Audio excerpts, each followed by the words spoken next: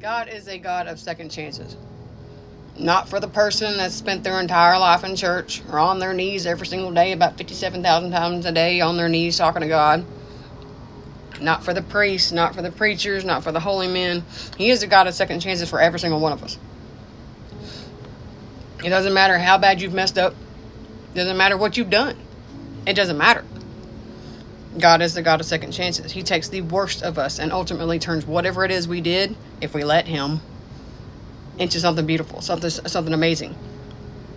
And he could do that for everyone. He could do that for absolutely everyone if you ask him to, and you ask him to take this from you and be that. He is a second chance, no matter what you've done. Nothing too big, nothing too small. Doesn't matter what. He saw it anyway. It doesn't matter. He saw it. Surprise! He saw it anyway. You can't hide it. He's waiting for you to come to him to actually say, you know what? I messed up. I messed up a whole lot. I did this, the list. My list is long. And it's still long. I think it's going to take me to the end of my life to actually get everything out that I have done wrong, even though it is forgiven and everything. But I'm like, dude, I remember when I did this. Remember when I did this? I'm sorry I did this. But it's something I feel like I need to do, even though he knows it, just to get it off my conscience and to know that I told him all this bad things I said, because I want that second chance. I want that different life in him. So I don't want to leave anything else underneath a rock that I didn't say. And sometimes I have to write it down, like, remember when you did this? You better tell him this. Anyways,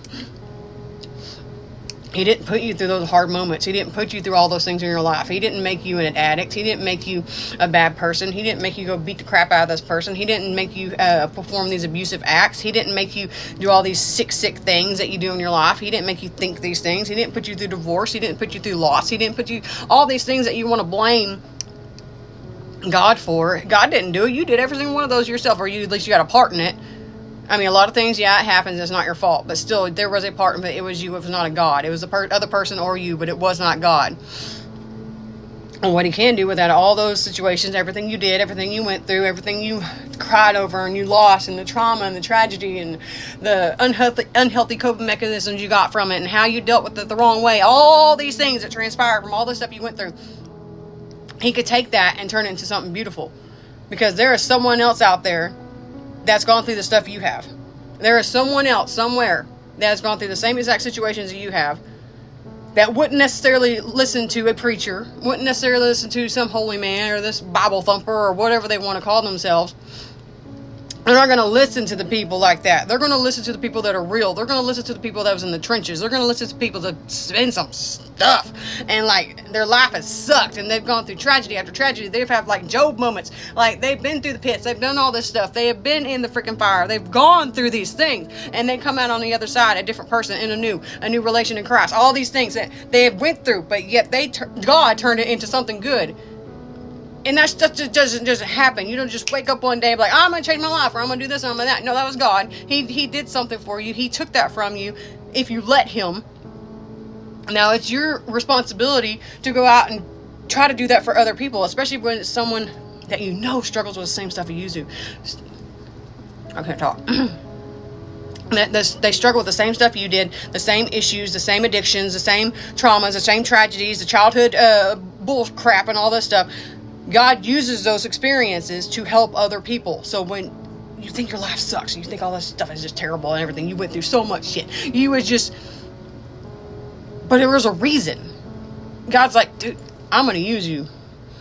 Yeah, your life sucked. You went through all this, but guess what? You made it through, because I pulled you through it and you did it.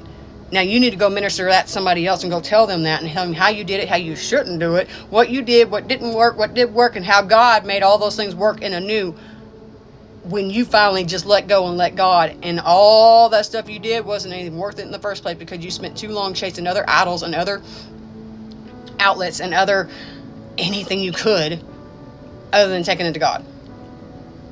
And he will turn all that around and make it into something good. He will make it into something beautiful, where you can't even recognize the person you were. You can't even recognize your thought process, or why you had certain people in your life, why you didn't have certain people in your life. There's so many things that are just an aha moment once you actually just let all that stuff go, and God can change all those things. Your testimony is a powerful thing. And a lot of people, especially in my case, and I still haven't done that yet. I haven't brought myself to do that yet, the whole testimony thing, because my take a very long time, very long time of why I am the way I am, what molded me to be this way, and what brought me to God over and over and over again. And then what finally brought me truly home to God, because there's a big difference in that. Big difference. Huge. And it took me 42 years to get there. 40 years. And testimonies can be such a powerful thing for other people, because it's relatable. It's real. It's not some, sparkly white cloaked person like coming down and like, oh, everything is all right and everything's handy and dory and blah, blah, blah, blah, blah. No, you're coming from a real person that's been in the trenches and all this stuff, and they're telling you this is what happened, this is how it happened, this is where God was, this is what God did, so on and so forth. And it makes moments relatable when other times it wouldn't be. And that's the power in testimony, and the powerful in what God can do through anybody's testimony. No matter what you've done, who you are, wherever you've been, your testimony God will use the way he sees fit to help somebody else. And it seems crazy. It really does, because how was all that stuff you went through work for the good? How does it? But God says that is exactly what he's doing. All that stuff you went through, everything you put through, is working for his glory and his good, because it is going to help somebody else. So it's not good to keep that stuff quiet. You talk about it. You talk about it. You go find somebody that's struggling in the same way. You go talk about that.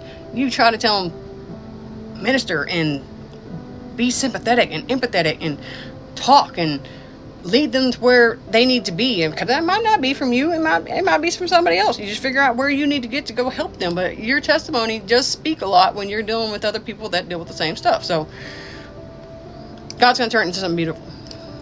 You just got to trust him, and trust the process, and trust that you went through all that stuff for a reason, and that reason might just be to help somebody else.